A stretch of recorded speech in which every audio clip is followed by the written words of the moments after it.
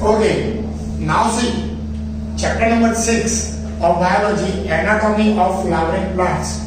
Now last chapter हमने क्या पढ़ा? मॉर्फोलॉजी। हम सब जानते हैं कि आप किसी भी ऑर्गेनिज्म में डिफरेंस कब पहचान पाते हो? उसको देख के, जैसे आपको एक डॉग और एक कैट सामने है तो आप इजीली आइडेंटिफाई कर सकते हो it is an dog and it is an cat. ठीक है, प्लांट्स में भी ऐसे ही होता है। आपके सामने रोज और लिली का प्लांट रख दिया जाए तो आप इजीली बता सकते हो कि इट इज एन रोज और it is N lily. Why? By seeing is external character. जब हम एक्सटर्नल कैरेक्टर की बात करते हैं और सिर्फ एक्सटर्नल कैरेक्टर से उसे आइडेंटिफाई करते हैं तो उसे क्या कहा जाता है? मॉर्फोलॉजी कहा जाता है। ठीक है, और जब हम अंदर के ऑर्गन्स या अंदर की चीजों से, उसके डिफरेंट उसकी बॉडी की प्रोसेस से, उसके सेल से, उसके टिश्यू से, ऑर्गन से, ऑर्गन सिस्टम से उसको आइडेंटिफाई करते हैं तब उसे क्या कहा जाता है? Anatomy. Means simple and short में कहें तो morphology means external characters, anatomy means internal characters आपको देखने को मिलेंगे। और हम यहाँ पे एनाटॉमी किसकी पढ़ेंगे? फ्लावरिंग प्लांट्स की। लास्ट चैप्टर में मैंने आपको बताया था फ्लावरिंग प्लांट्स कौन से होते हैं? एंजियोस्पर्म। हमने प्लांट किंगडम में एक चीज देखी है कि प्लांट किंगडम में जो एक तो जिनके पास वेल डिफरेंशिएटेड बॉडी नहीं होती, रूट स्टिमुलेट नहीं होती, थैलोफाइट्स मींस एल्गी जिन्हें कहा जाता है, then after bryophyta, pteridophyta, gymnosperm, angiosperm is last. मतलब एंजियोस्पर्म ऐसे है जो सबसे ज्यादा वेल डेवलप्ड है। तो सारी रिसर्च भी किसी पे चलती है? एंजियोस्पर्म पे ही चलती है, क्योंकि एंजियोस्पर्म एक हाईली डेवलप्ड प्लांट्स में से एक है, पूरी तरीके से डेवलप्ड है। तो अगर उसका हमें पता चल जाएगा ना तो बाकी सबका इजीली बता सकते हैं, ऐसा माना जाता है। और एंजियोस्पर्म एक हाईली डेवलप्ड है तो उसके अंदर जो कैरेक्टर्स हैं उससे कम वाले कैरेक्टर्स ही आपको प्रीवियस ग्रुप में देखने को मिलेंगे। तो वो चीज भी कहीं ना कहीं उनके लिए क्लियर थी। That's why angiosperm. मॉर्फोलॉजी में भी हमने क्या किया था? एंजियोस्पर्म प्लांट्स लिए थे। यहाँ पर भी हम एनाटॉमी में क्या लेंगे? एंजियोस्पर्म प्लांट्स लेंगे। Angiosperm you know very well, दो टाइप के होते हैं, mono one, di means two. दो कॉटिलिडॉन और एक कॉटिलिडॉन देखने को मिलता है। It is an external character. आप बाहर से ही देख के बता सकते हो it is a monocotyledon and it is a dicotyledon. Plants leaf का structure, reticular venation, parallel venation last chapter में डिस्कस किया था। मतलब आप उन्हीं बेसिक चीजों पे बता सकते हो कि ये प्लांट मोनोकॉटिलिडॉन है या dicotyledon, but it is an external character. कई सारे इंटरनल कैरेक्टर्स भी ऐसे होते हैं जिस पे इनको डिफरेंशिएटेड किया जाता है। कुछ प्लांट्स ऐसे होते हैं जो सेम दिखते हैं, सब कुछ उनके अंदर सेम होता है, but due to their internal character उनके अंदर आपको सेपरेशन देखने को मिलेगा। और उसी सेपरेशन के बेस पे हमें एनाटॉमी की स्टडी करनी होती है। अब यहाँ पर अगर मैं पर्टिकुलरली डायकॉट और मोनोकॉट की ले लूंगा तो भी उसमें आपको देखने को मिलेगा। जैसे मेज में आपको डिफरेंट टाइप की मेज देखने को मिलेगी, है सारी मोनोकॉटिलिडॉन, बट सेपरेट किस बेस पे करोगे? On the basis of their anatomy. ये जो उनकी एनाटॉमी के बेस पे ही उनको सेपरेट किया जाता है। मतलब अंदर के इंटरनल स्ट्रक्चर के बेसिस पे आपको उनका सेपरेशन देखने को मिलेगा। अब जब हम अंदर के इंटरनल कैरेक्टर की बात कर रहे हैं तो सबसे पहले चीज क्या आएगी? The unit of life. What is the unit of life? We know very well, cell. Okay, cell is the structural and functional of living organism या structural and functional unit of living organism. जो भी living है उसके अंदर सबसे important क्या है? Sales. ठीक है, these cells combine to form the tissue। क्या बनाएंगे? टिश्यूज बनाते हुए आपको देखने को मिलेंगे। और ये टिश्यूज मेन है ऑर्गन बनाने के लिए, ऑर्गन सिस्टम बनाने के लिए और ऑर्गेनिज्म बनाने के लिए। इसमें आपको तीन चीजें सेम देखने को मिलेंगी, OSP, organ, structure and their function. ठीक है, मतलब अगर टिश्यूज मिला के लीवर बना है तो लीवर का ऑर्गन जो आपके अंदर है वही उस दूसरे के अंदर रहेगा। जैसे ह्यूमन बींग्स, आपके टिश्यूज कंबाइन करके कोई ऑर्गन जैसे लीवर बना रहे तो वही सेम सब में वही उन्हीं टिश्यूज से बना हुआ होगा, किसी में अलग नहीं होगा। स्ट्रक्चर भी सेम होगा, उसका फंक्शन भी सेम होगा, बट हम डिफरेंट हैं एक दूसरे से ही कंपेयर कर लें तो भी हम आपको डिफरेंट देखने को मिलेंगे। सो दैट्स व्हाई यहाँ पर आपको डिफरेंस देखने को मिलेगा। बट टिश्यू तीनों चीज में सेम होता है, ऑर्गन, स्ट्रक्चर एंड फंक्शन में। And you would know very well the group of organ combined with tissue form the organ, then after organ system, और ऑर्गन सिस्टम से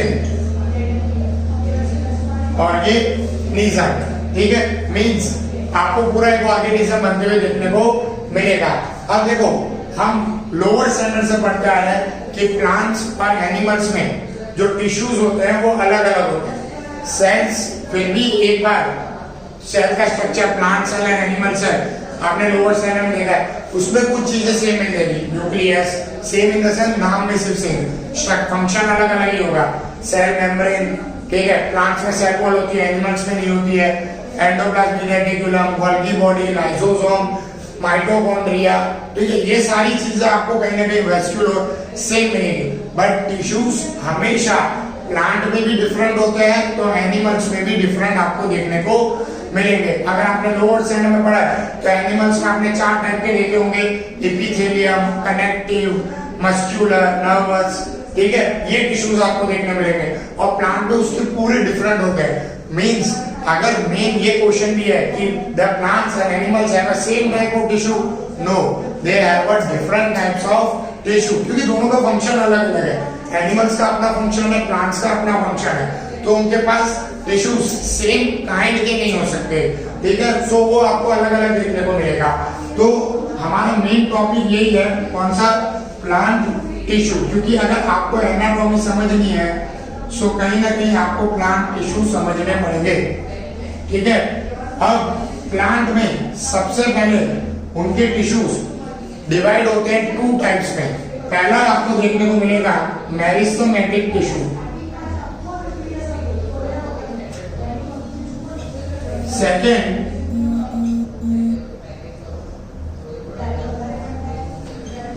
परमानेंट टिश्यू आपको देखने को मिलेंगे।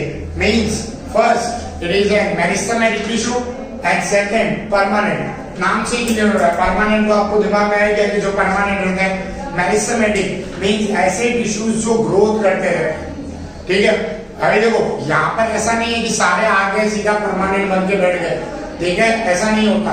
यहाँ पर परमानेंट बनना पड़ता है, ग्रोथ होती है, डेवलपमेंट होता है, उसके बाद जाके कहीं ना कहीं वो परमानेंट टिश्यू में कन्वर्ट होते हैं और तब जाके वो परमानेंट टिश्यू बन पाएंगे। और इसी चीज के लिए, ग्रोथ के लिए, डेवलपमेंट के लिए, जब वो सेल्स का ग्रोथ हो रहा हो, डेवलपमेंट हो रहा हो, तब उन्हें क्या कहा जाता है, मेरिस्टेमेटिक टिश्यू कहा जाता है। और जब ग्रोथ एंड डेवलपमेंट पूरी तरीके से अच्छे से हो जाती है और उन्हें पर्टिकुलर फंक्शन मिल जाता है, जैसे आपने वेस्कुलर टिश्यू सुना है, जाइलम और फ्लोएम। जाइलम का मेन काम क्या है, transportation of water and minerals from root to the all parts of the plant. Phloem का मेन काम क्या है, transportation of the food from leaves to the all parts of the plant. ये उनका इंपॉर्टेंट काम है। सो वो एक क्या हो जाएगा, परमानेंट हो जाएगा कि हाँ अब आप फ्लोएम टिश्यू बन चुके हो या अब आप जाइलम टिश्यू के अंदर के बन चुके हो। लेकिन जब तक उन्हें कोई एक परमानेंट वर्क नहीं मिलता, देखो ऐसा नहीं सिर्फ जाइलम और फ्लोएम ही एक वर्क है, प्रोटेक्शन, सपोर्टिंग, ठीक है। परमानेंट में आपको कई सारे देखने को मिलेंगे। ये वीडियो में हम सिर्फ मेरिस्टेमेटिक टिश्यू के बारे में डिस्कस करेंगे कि वो कैसे ग्रोथ करते हैं, कैसे उनका डेवलपमेंट होता है और क्या क्या हमें उनके अंदर देखने को मिलता है और कब जाके वो एक परमानेंट टिश्यू बनते हैं। सो मेरिस्टेमेटिक यहाँ से आपको 2 टाइप्स के फिर से देखने को मिलेंगे। फर्स्ट होता है प्राइमरी, सेकंड होता है सेकेंडरी। मतलब primary meristematic tissue and secondary meristematic tissue. Primary meristematic again divided into 2 parts. First is apical, second is intercalous. आप लोगों ने स्टैंडर्ड में पढ़ते थे तो ये 3 आते थे। Meristematic divide into 3 parts, apical meristematic, intercalary meristematic और थर्ड जो यहाँ पर सेकेंडरी में आएगा, it is an lateral meristematic.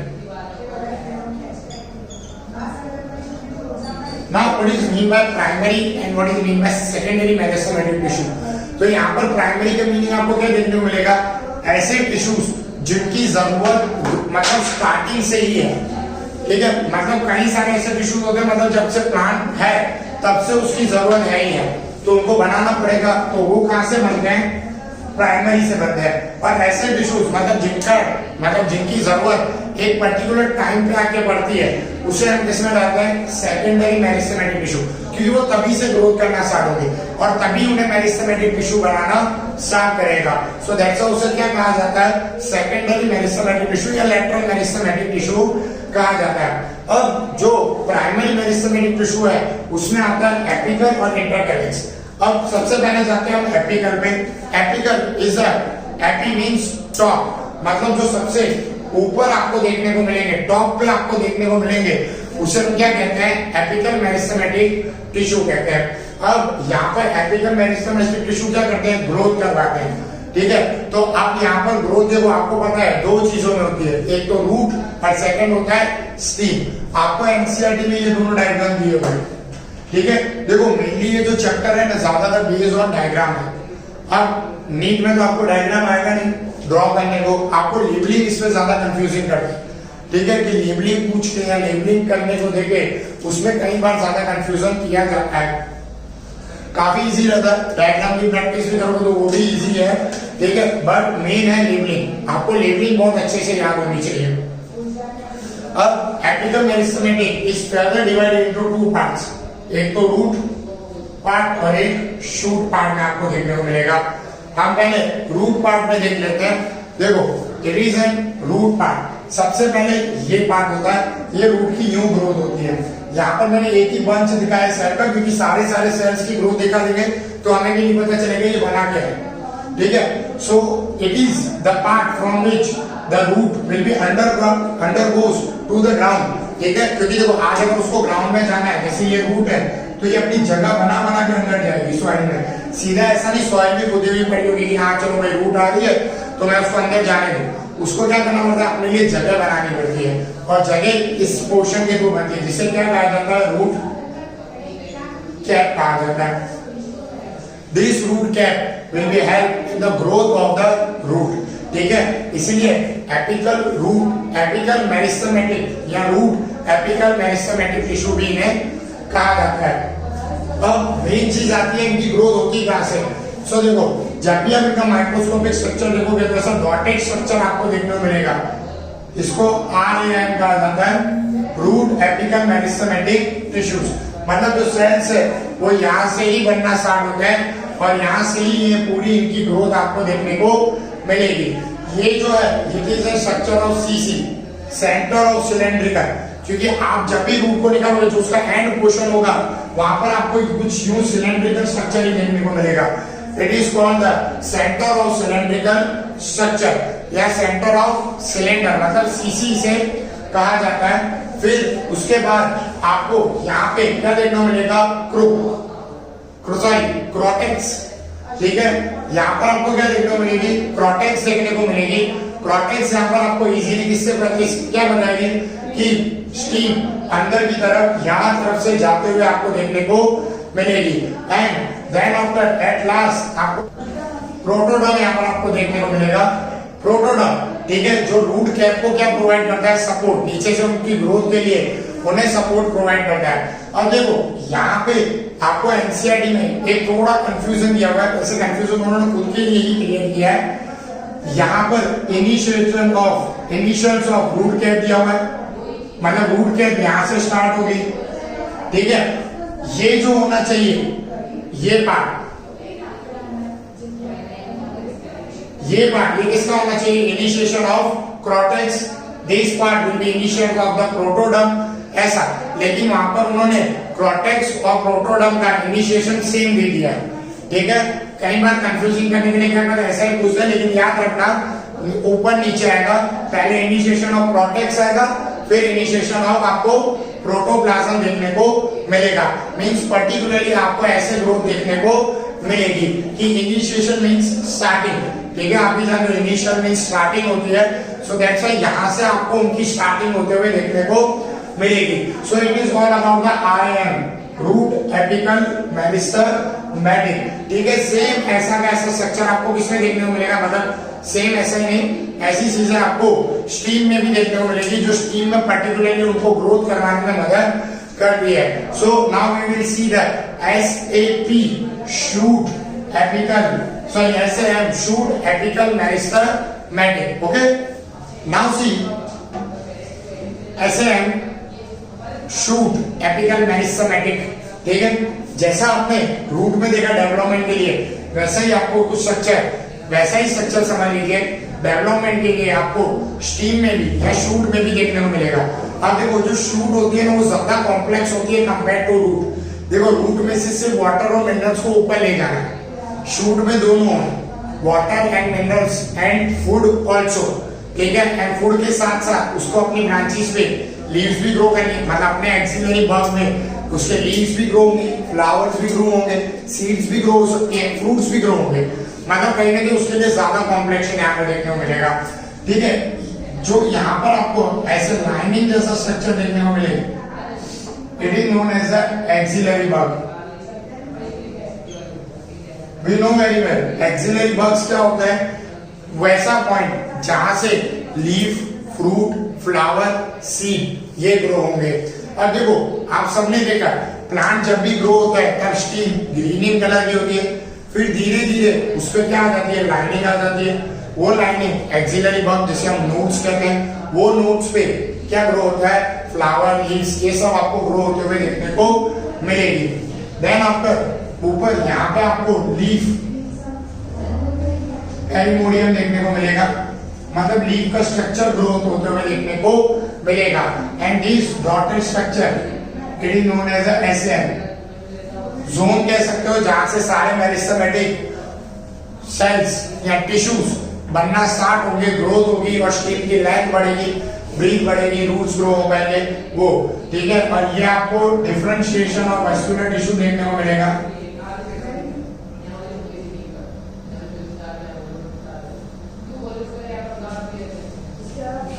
ठीक है, differentiated of vascular tissue means xylem और फ्लोएम का अलग अलग रास्ता कह सकते हो, वो आपको यहाँ पर देखने को मिलेगा। क्योंकि वो दोनों एक जगह से तो जाएंगे नहीं, उनके लिए अलग अलग करना जरूरी है, अलग अलग सब कुछ सेपरेशन रखना जरूरी है। तो वो सारा सेपरेशन आपको किसमें देखने को मिलेगा, differentiated of vascular tissue. Vascular tissue means xylem and phloem, तो यहाँ पे आपको उनका सेपरेशन देखने को मिल जाएगा। So this is about the differentiated of vascular tissue. यहाँ पर आपको डिफरेंशिएटेड ऑफ वैस्कुलर टिश्यू देखने को मिलेगा। ये सारे स्टार्टिंग से ही एक्टिव होते हैं। ठीक है, अब मेन आ जाते हैं इंटरकैलेक्स।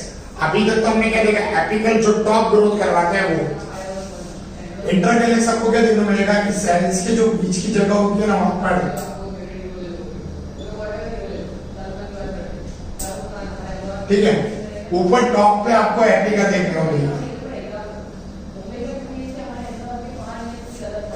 ठीक है, अब यहाँ पर इंटरकैलेक्स का मीनिंग क्या है या इंटरकैलेक्स की हमें जरूरत क्यों है या क्या काम करता है। मैं बेस्ट एग्जांपल आपको एक देता हूँ। आपने ग्रास देखी, आप वहां ग्रास पे 4-5 काऊ को छोड़ दीजिए, वो काऊ वो ग्रास खा के चली जाएंगी।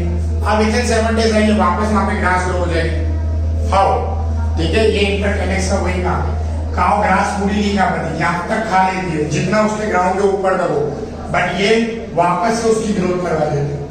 मतलब इंटरकैलेक्स क्या करते हैं, ग्रोथ करवाने में और ज्यादा मदद करते हैं। कुछ हो भी जाए फिर भी आपको ग्रोथ होते हुए देखने को मिलेगी due to the intercalary meristematic tissue. क्या होगा, इंटरकैलेक्स मेरिस्टेमेटिक टिश्यू की वजह से वो वापस से वहीं पे ही ग्रो होना स्टार्ट हो जाएंगे। भले उनके ऊपर के सेल्स चले गए, नए सेल्स नीचे से इंटरकैलेक्स में से आते रहेंगे। दैट्स व्हाई इसलिए प्लांट कभी भी थोड़ा कट जाता है तो वापस से उसके लिए ग्रो होना इजी होता है। व्हाई, बिकॉज उसके इंटरकैलेक्स मेरिस्टेमेटिक टिश्यू होते हैं। ठीक है, देन आफ्टर अब आते हैं मेन सेकेंडरी। अब देखो प्लांट इतनी कोई कॉम्प्लेक्स चीज नहीं है जितना एनिमल्स। प्लांट कॉम्प्लेक्स हमारी जो स्टडी में है, but biologically point of view से हम देखें तो प्लांट कम कॉम्प्लेक्स है कंपेयर टू एनिमल्स। हमारे कंपेयर में देखें तो प्लांट ज्यादा आपको कॉम्प्लेक्स देखने को मिलेंगे। अब अगर प्लांट ज्यादा कॉम्प्लेक्स है तो उनमें सेकेंडरी ग्रोथ तो होगी कंपेयर टू दैट।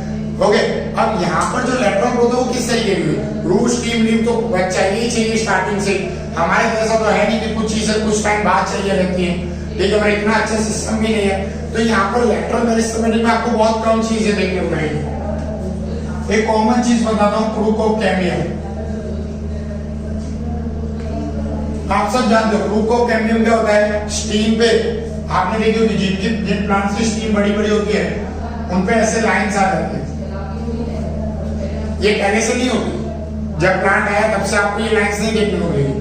जब वो बहुत ज्यादा ओल्ड होना स्टार्ट, जैसे जैसे वो ओल्ड होता जाएगा ऐसी लाइनिंग्स उन पे आना स्टार्ट हो जाएगी। This cells is known as a cork cambium cell, और ये इनकी होती है सेकेंडरी मेरिस्टेमेटिक टिश्यू की ग्रोथ, मतलब due to the lateral meristematic tissue की वजह से आपको प्लांट के अंदर ये सारी चीजें देखने को मिलेगी। और भी कई सारे होते हैं, फेसिकल कैम्बियम, ठीक है, इंटरकैलेक्स कैम्बियम, इंटरनल कैम्बियम, ठीक है, लेकिन वो ज्यादा कॉम्प्लेक्स है जहां हम अभी तक इतना ज्यादा स्टडी नहीं किए। लेकिन क्रूको कैम्बियम एक ऐसा वर्ड है जो हम उसके बारे में जानते हैं, लोअर स्टैंडर्ड में भी हमने सुना है और हम इजीली आइडेंटिफाई भी कर सकते हैं। बाकी सारे में आपको आइडेंटिफाई करने के लिए तो उसके लिए हमें स्ट्रक्चर जानना जरूरी है, बट क्रूको कैम्बियम एक ऐसी चीज है जो आप इजीली उसको आइडेंटिफाई भी कर सकते हो और आपको दिख भी जाएगा। मतलब आप किसी पेड़ में देखोगे तो आपको दिख जाएगा कि हाँ यहाँ से क्रूको कैम्बियम सेल्स का डेवलपमेंट है। So it is all about the meristematic tissue. In the next video we will discuss about the permanent tissue and its type. Okay.